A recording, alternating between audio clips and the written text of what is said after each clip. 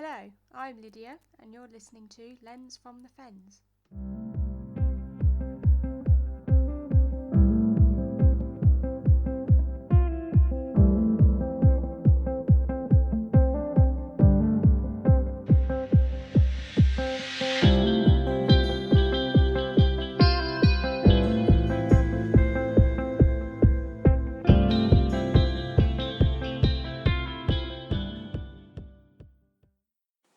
Hello everybody, welcome back again to Lens from the Fens. I am Lydia if you are new listening. As always, I hope that everyone is well, and for today's episode I'm going to reflect back on mainly one experience that I had when I've been photographing Fenland wildlife. Because as everyone knows, we are still in a lockdown. We are limited to how far we can travel, where we can go for daily exercise. And as I stated in previous episodes, I haven't felt entirely comfortable going further than 5 minutes from my house apart from going to work. So that has obviously limited my wildlife photography at the moment.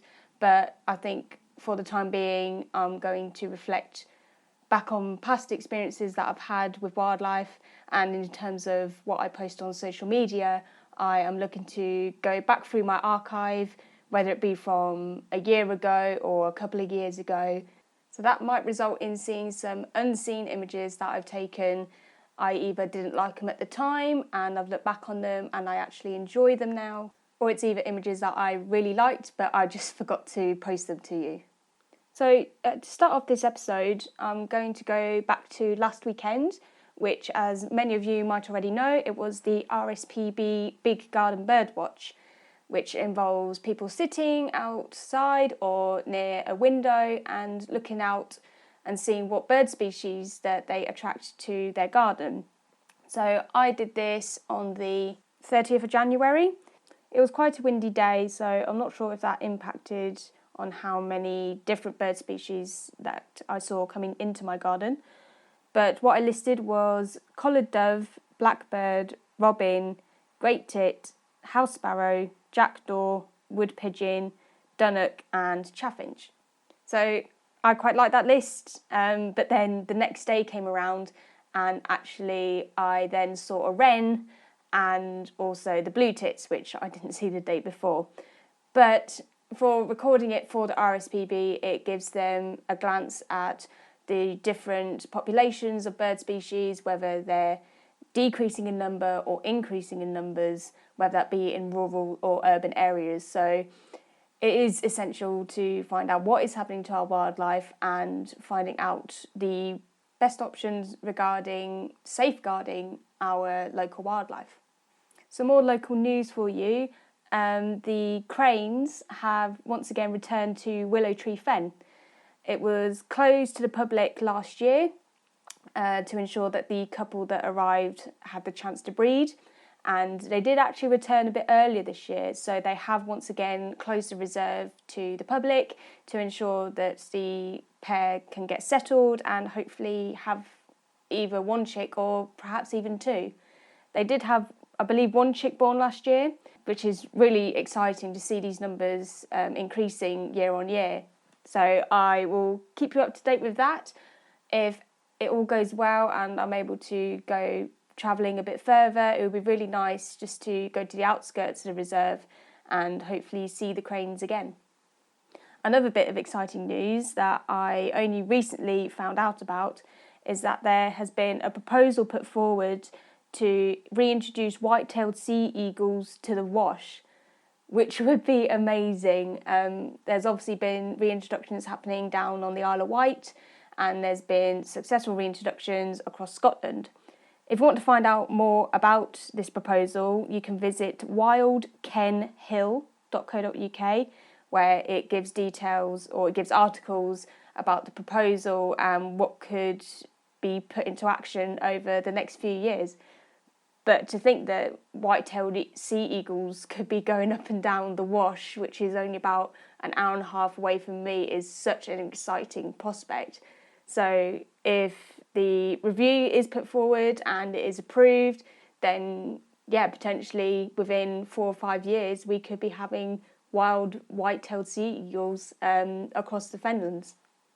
So I think that's pretty much all the news to give to you at this point in time. So I will delve right into this episode. So across the years, I've had some wonderful experiences going through my teen years up to today. And I'm very confident that I'll have many more encounters with wildlife through my photography.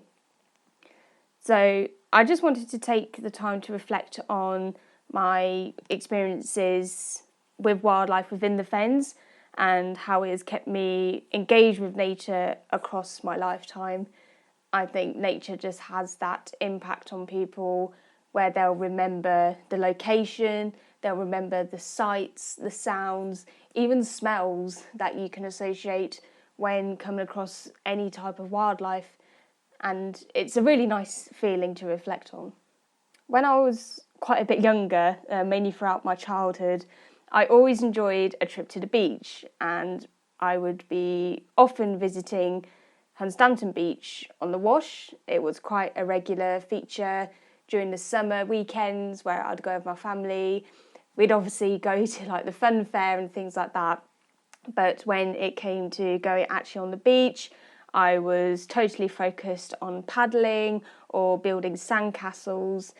And one of the main things that I did while I was at the beach when I was young, I vividly remember always collecting either bits of sea glass or seashells. I would even come across crab shells, and I would end up walking back to the car with my pockets full, and they were just drooping because they were just full of all these different types of rocks and shells. So I'd have to go through them, and I'd have to leave the ones I didn't like that much, and I would still come home with just handfuls of lots of different bits of things that came out from the sea, and that I really enjoyed. And that is where my love and my interest for nature first began, and as I grew older, I just became more and more interested in the animals themselves, in the different types of birds, in the mammals that are common along the east coast and within the Fenlands. So the last few times that I visited the coast, it was purely wildlife focused, so I would end up researching about what birds and mammals were common sightings in that area, and obviously taking my camera to take images. Not so much like planning an image, but it was simply so I could record what I saw and hopefully get some good form of images out of it for my photography. So throughout researching the different types of species, that's where I became regular to seeing brent geese, oyster catchers, curlews, turnstones. So now whenever I go to the coast or the forest or wherever with my camera, or just simply for a nice day out, I'm always looking for species. It just becomes second knowledge to me just to know what's in the area, where I would have the best chance of seeing it. And that was what it became purely focused on, just what wildlife is in that area. In the last few years, I've actually travelled a bit further along the east coast, up towards the Norfolk coast. It is a more rural setting away from the popular sites of Hunstanton in the summer.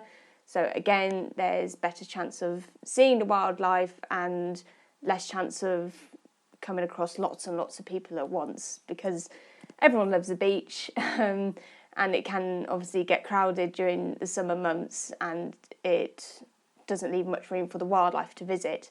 So I do much prefer going to areas where it's less known, or where it's a protected site like a wildlife reserve, so there's a better chance of you seeing all the birds and mammals that would frequent to that area. So reflecting back to visiting Norfolk along the coastline, I remember my last sightings including Chinese water deer. I've seen them for one time and one time only, so I do hope to see them again sometime. There's also been the migrating brent geese, It was also the first place that I managed to see badgers quite clearly. It was a small family, and it was taken to a secret location.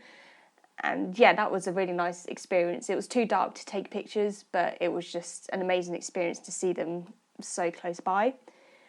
There was also marsh harrier, water rail. I heard for the first time there, but I've managed to actually see them at Frampton Marsh, where I have been volunteering at for about 2 years now.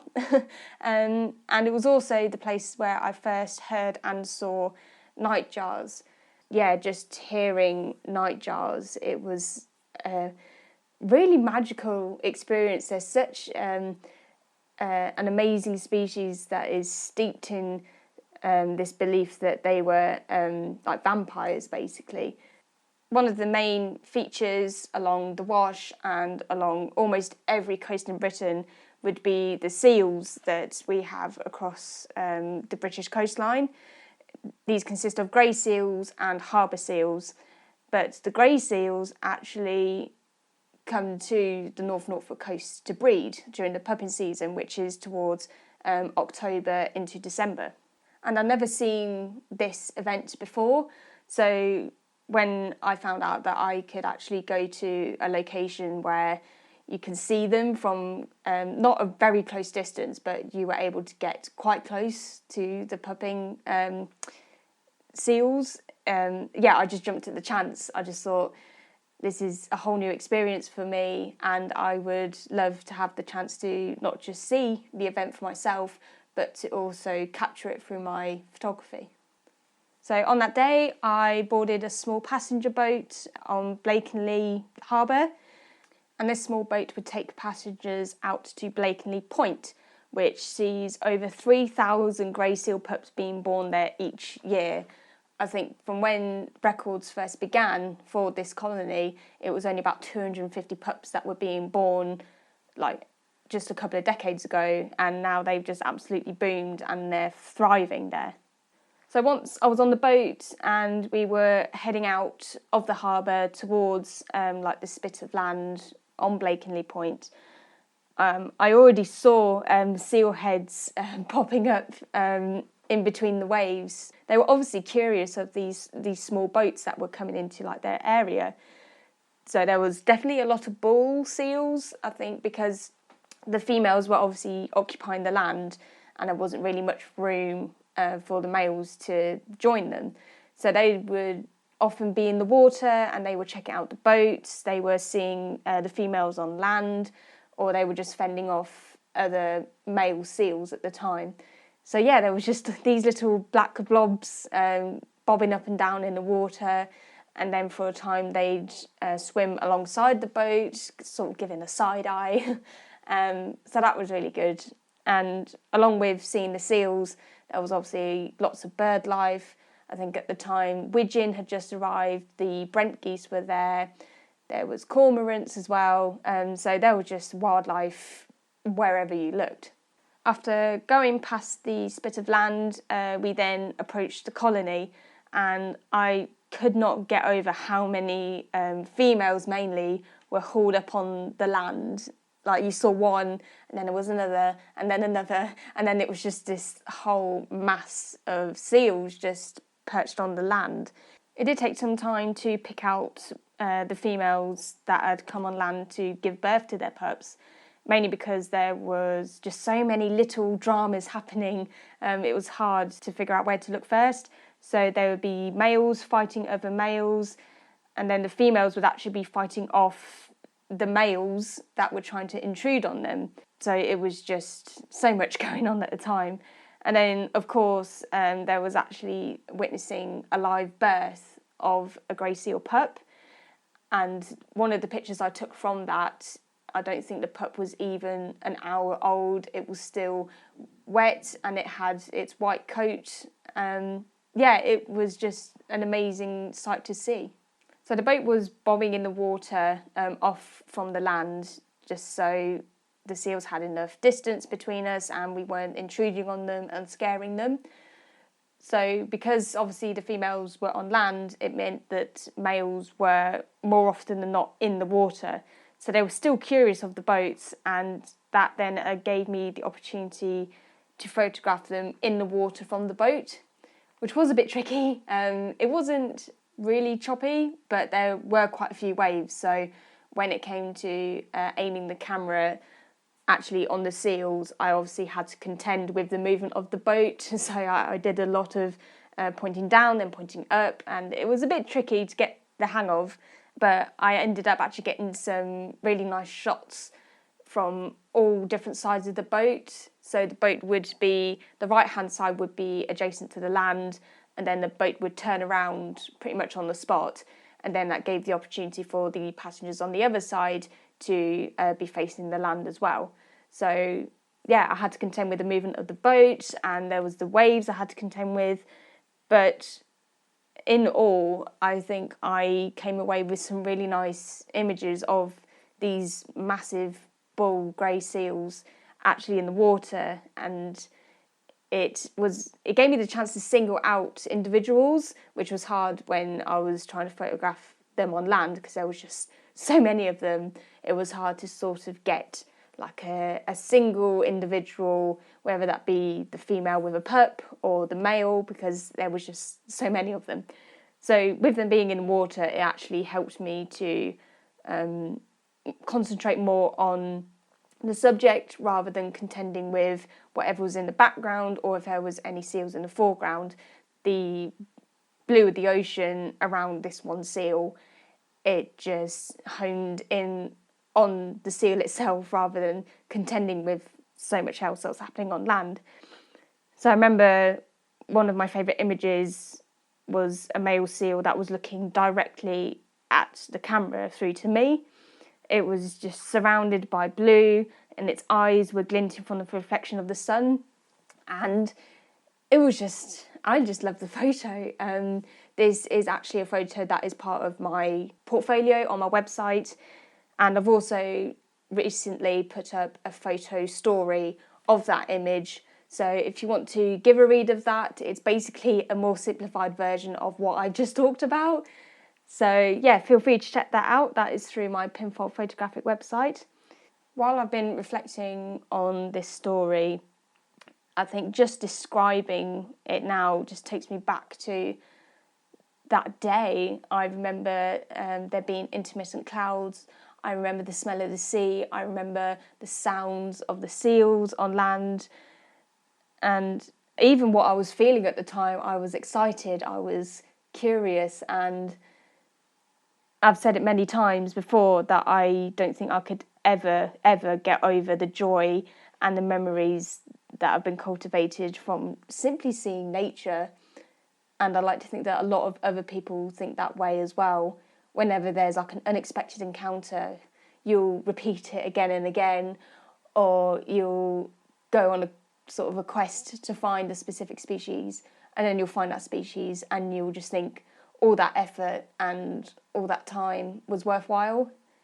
And that's just what I get when I either see wildlife through a pair of binoculars, or when I do my photography, I remember everything about that time. So yeah, just reflecting back on this story alone, it brings up a lot of good positive memories from it. And I think because, again, we're in the lockdown, I can't do as much photography as I want to do, but I think I can hopefully relive my previous experiences through my podcast through to you. And even if you have your own memories, I would love to hear from them. So, as I've said before, you can message me on my social media pages through Pinfold Photographic. If you have any memorable stories, whether that be with your photography or just a time you were sitting in your garden and a fox came through, anything like that, I'd love to hear from it, because you can just describe it in so many ways and you can remember it for hopefully the rest of your lives. That's just the thing about nature, it's always there, but it can also end up surprising you and in turn creating some lovely memories. So I hope you enjoyed listening to this story. It probably winded on for a little bit, but that's just because there was so much happening at the time that I was just reflecting on everything that I remember. But if you do enjoy these, then for the time being, I'm looking to do some more memories, some more storytelling, and I will accompany these stories with the photos that I've taken from that experience. So thank you all again for listening, and as always, I will be speaking to you all again very soon. Goodbye for now.